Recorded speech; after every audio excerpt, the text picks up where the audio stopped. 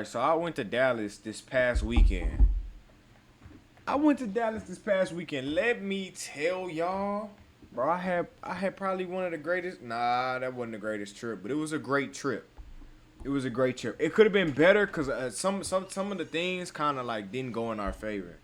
But off the muscle driving up there, 4 hours, not bad. One, a Mako in the cut. Come on now. 4 hours, not bad. Now, getting up there, getting checked in a hotel, not bad, not bad. Now, I will say we was up there to watch him play originally, but they team was doing bad. I ain't even gonna cap. Like Mako was good. He was alright, but like the team as a whole was doing bad, and I paid $100 to get in the game.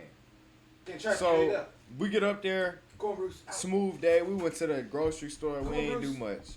You know what I'm saying? But the second day was something else, bro. The second day we got up, went to watch a game, and then, bro, we got up and went to go eat on Camp Wisdom. Now, this is like, I got crazy respect for Dallas all of a sudden, and this is why. Camp Wisdom look like Highway 3 when you in the city. Not Highway 3 when you just traveling to another city, but Highway 3 in the city. For example, like Highway 3 in League City or Highway 3 in Lamarck. Just Highway 3 period. Once you're in the city, that's what Camp Wisdom look like, but that bitch just keep going. Like, I was in all types of places in Dallas, and I just kept seeing Camp Wisdom Road. You know what I'm saying? But this is why I say I got respect for the Dallas folks. Shout out Montana 700. I know y'all heard in the song when he was like, I'm on Camp Wisdom in a Rolls Royce truck. 50 on me now, 10 to get a nigga touched. I'm like, damn, so this Camp Wisdom gang? Hey, this Camp Wisdom? The Montana 700, Zillionaire Doe, Trap Boy Freddy. This Camp Wisdom, my nigga? All right, cool. I see how y'all rocking out here. Get your mouth out your ass, man. We better than that. He just got his whole face in his ass. Like, what the fuck are you doing?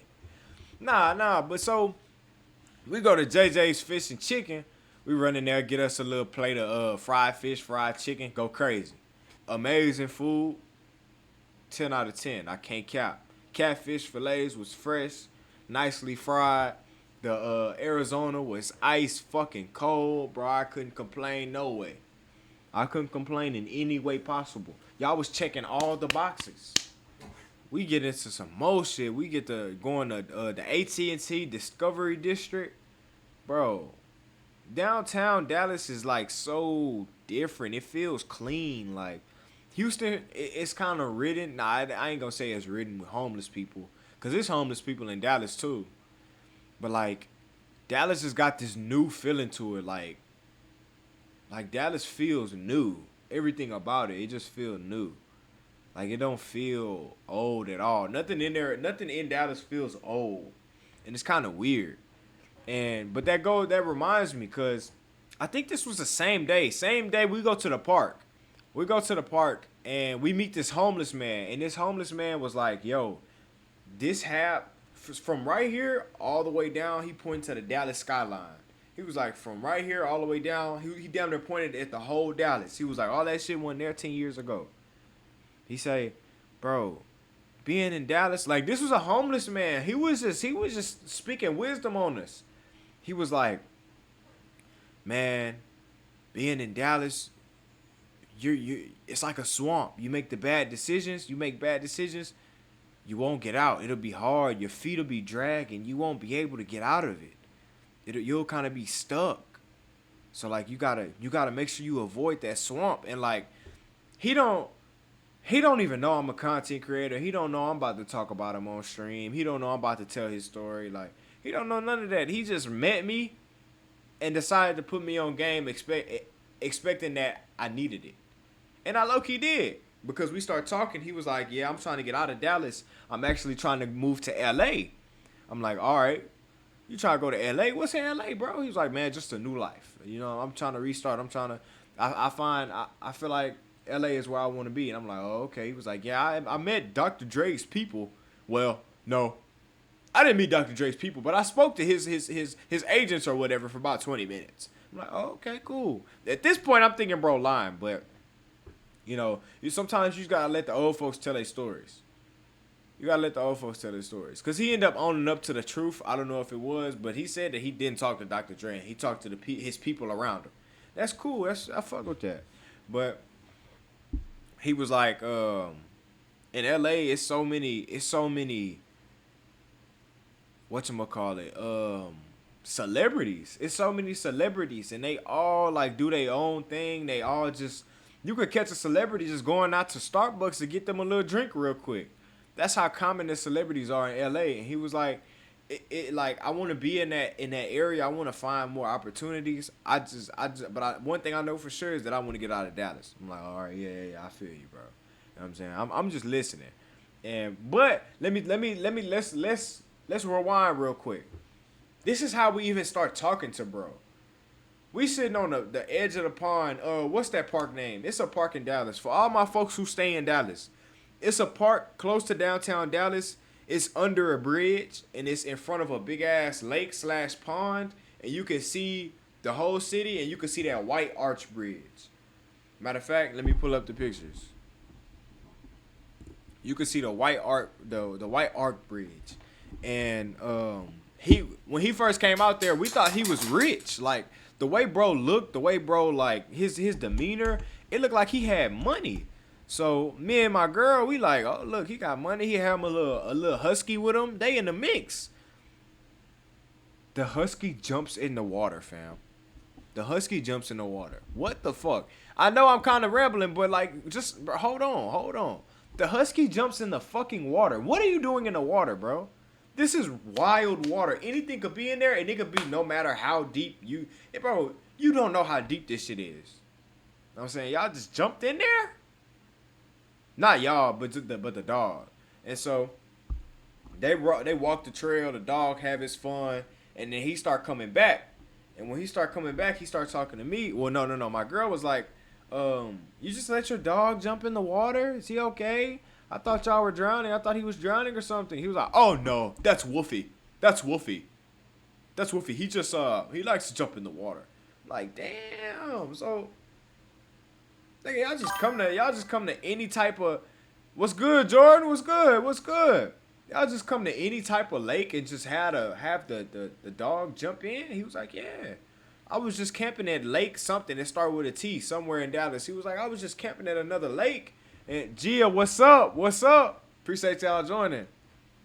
He was like, I was just camping at a lake earlier, and he was all in there. And I'm like, oh, okay, so you got you a swimming dog. Okay, cool. That's how we start talking to him, because we asked him, we was like, you just let your dog jump in the water? Like, that water not deep or nothing? Like, we curious. We not being on no caring shit. We don't give a fuck. But we actually curious. We want to know, like, how deep is the water? And that's when he started talking to us and telling us all that stuff. It's crazy how God give you signs, bro. It's crazy how God give you signs because... Welcome to the nation, Mega. Welcome to the nation. He was like, it's a lot of famous people in LA, and I feel like for those who want to be famous, this is coming from the homeless man that I'm talking to in Dallas. I don't know him from a can of paint. And he doesn't know my goals. Like, he doesn't know what I want to do with my life. He just sees me. He doesn't know who I am. He's like, if you pay attention to God's signs, and if you follow every sign that God gives you, and you pick up to it, and you stay patient, and you stay consistent and keep working, it actually happens pretty quick. You next thing you look up, you in LA. You know what I'm saying? And you kind of got to run from the darkness and do things on your own terms in LA to stay sane, but you can become as big as you want to as long as you pay attention to God's signs, be yourself, stay consistent, and don't stop working, bro. Be patient. That's what he told me. You know what I mean? And I've been going off of that already, but for a homeless man to walk up on me and see so much in his own life, it's crazy for him to say that specific line to me and my people while we in the middle of Dallas at a random park. Crazy work. That's another reason why I got hella respect for Dallas. You know what I'm saying? Cause a random person come talk to me. You know what I'm saying? It's some real shit. You feel me? I like that. And now, the food, bro. The fucking food. Have y'all ever had Hutchins barbecue, fam? Hutchins barbecue was like a next level type barbecue spot, fam. It's deep in this bit. Yeah, it's deep in this bit, yo. Hey, I ain't gonna lie, I don't even know how many people in here. I'm just talking. But nah, so Hutchins barbecue is a barbecue place in Dallas. Not Dallas, really like y'all don't know what the fuck Trophy Club is, but that's where it was. It was like in this rich, like super rich, ducked off neighborhood, close to like Grapevine. I guess I could say that, close to like Grapevine. And so we step up on the scene, bro. It's pouring down, raining. It's still a line through the door. It's still a line sitting out the fucking door. It's pouring down, raining. Niggas got their umbrellas waiting on the barbecue. Niggas got their umbrellas waiting on the barbecue. Do y'all know what that mean? This food is fucking good, boy. This is the picture that we was at the park at. I just like my own post. I can't do that. I gotta stay humble.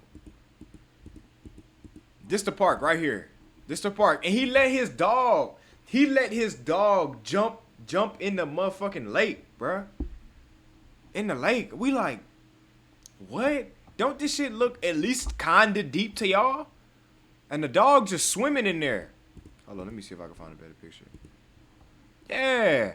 The dog had jumped in on this side right here. And it swam around this way, but it can't get back in, so it had to swim back around and go this way. But it's a trail right here above the whatchamacallit, and the man was jogging the trail, and that's what made us look, and we was like, yo, what the hell? We went to a graffiti park. We went to a graffiti park as well. After talking to the homeless man, after he gave us that game, that was so crazy and perfectly timed. Perfectly timed. We went to a little graffiti warehouse. The warehouse was kind of ducked off. Like, it was what was it called? 611 Fabrication Street. It was like a big ass warehouse. It's covered in graffiti. It's beautiful. But it's so ducked off, it feel like I'm not supposed to be there. It felt like a liminal space. Do y'all know what a liminal space is? It's very, like, it's filled with culture and like the walls tell a story. But the air is so heavy. Like, you go into one of them rooms, like, in the warehouse, it just feels heavy. It feel like you're not supposed to be there. And we found some cool little spots. We took some flicks, did what we needed to do, but that was really it. Like, our time was really going to be cut short in there regardless. We didn't want to be in there. We really did. You know what I'm saying? Like, well, I mean, my girl, she was exploring, but, like, off the muscle, I start getting bad vibes. So let me show y'all the flicks. Let me show y'all the flicks of the whatchamacallit. This was the warehouse. So y'all see how like that bit kind of looked sketchy a little bit, but it was so live back there. It was so live. I had the grills in. Hey, shout out Ice Giant, nigga. Shout out Ice Giant, nigga. Yeah. But yeah, bro, the walls was crazy, and every wall low-key like told a story. Like, you see the eye. That shit crazy. This right here literally says everything that I needed to say. This right here says everything that I needed to say. Yes, I have a kid. I have a kid, Jordan.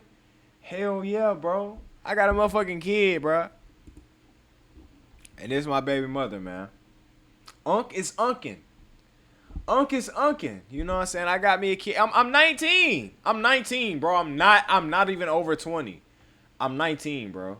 I just decided to go take a little. I decided to book me a hotel and go on a trip with my people. So we get to it was 7-Eleven day. It was also 7-Eleven day. So literally during this time, like going from place to place that I'm talking about, we was getting free Slurpees from 7-Eleven. Like, we had drunk like 3 of them, 2 or 3 of them. We went to the Dallas Art Museum. Bro, the art was so crazy, and I know it's better museums out there, but this was my first art museum that I really went to and like examined shit. You know what I'm saying? I really looked at shit, and I can't lie. That was one of the coolest experiences I done had on the trip.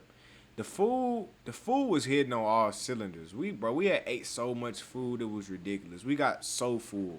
Dallas, bro, Dallas was unreal, bro. It felt good as a young adult to take me a trip on my own dollar. Doing that felt amazing, bro. And I suggest that y'all take a trip as well. A cool little weekend trip on y'all own dollar, bro. You know what I'm saying?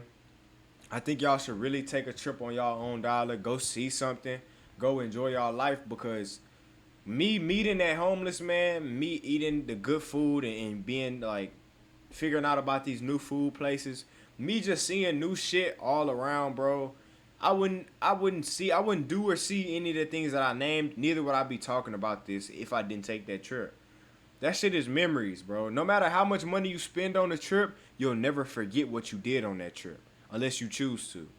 It's always what you make it. You know what I'm saying? So I suggest everybody watching, bro, go book you a trip before the summer ends. Don't wait. Don't wait, because it's going to be worth it, bro. It's going to be worth it. I promise you that.